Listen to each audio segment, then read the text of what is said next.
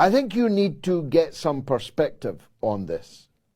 Hezbollah is approximately 100 times more powerful than the resistance movements in the Gaza Strip.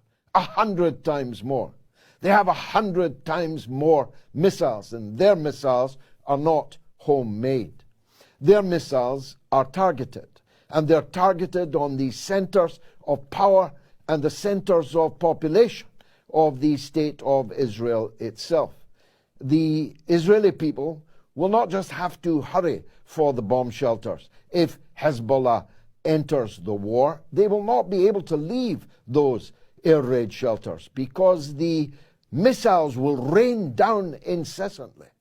Israel will, of course, fight back, and the United States aircraft carriers, who present something of a sitting target, I must tell them, for the Lebanese batteries on shore.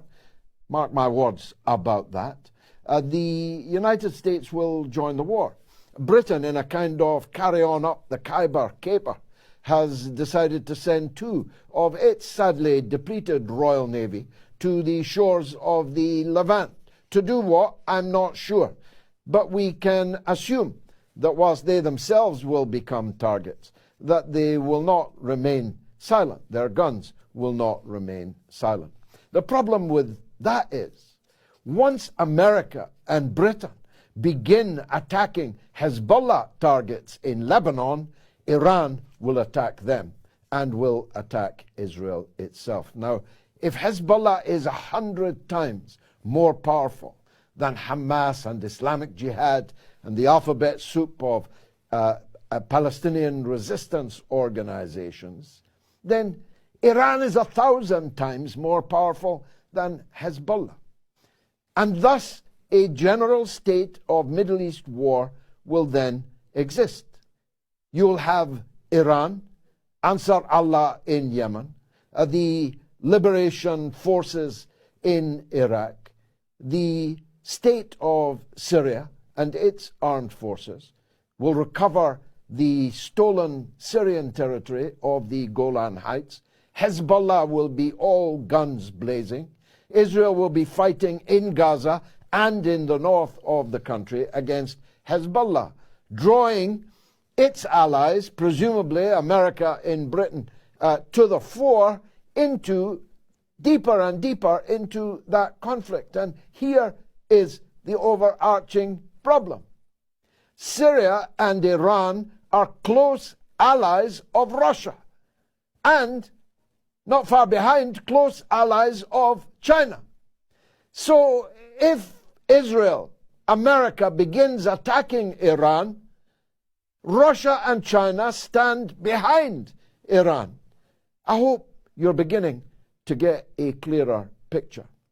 That's why the ground invasion has not begun, because Israel and its allies are calibrating just how difficult a job it will be to fight amongst the rubble in the alleyways, every inch of which are known by the defenders, but not known at all by the attackers. All the while, no internet or not, there will be television pictures of Israel's invasion of Gaza emerging.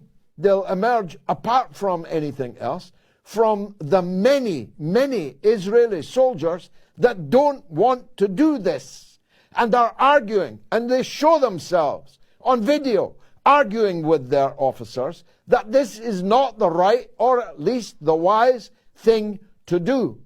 So the fighting amongst the rubble, in the alleyways, underground, hand to hand, will be very, very costly indeed.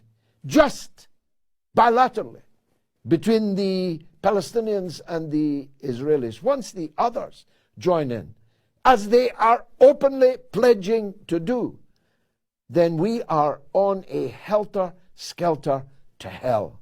A helter-skelter to hell that will not exclude you and me. It will not exclude us.